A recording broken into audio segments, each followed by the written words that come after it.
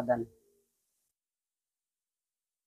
Alhamdulillah, katotohanan, ang may alam o nag-aaral sa kaalaman patungkol sa reliyong Islam ay malayo sa mga nagpabaya na sinasabing sila ay Muslim.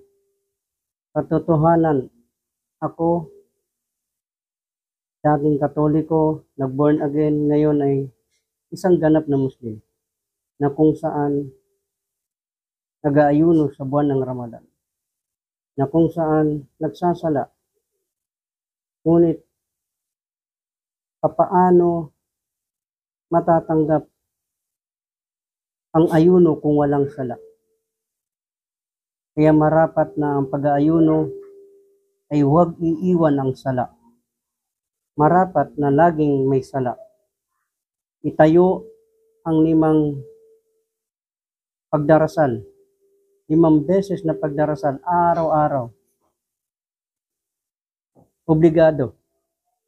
Obligado sa lahat ng Muslim na magsala ng 5 beses araw-araw.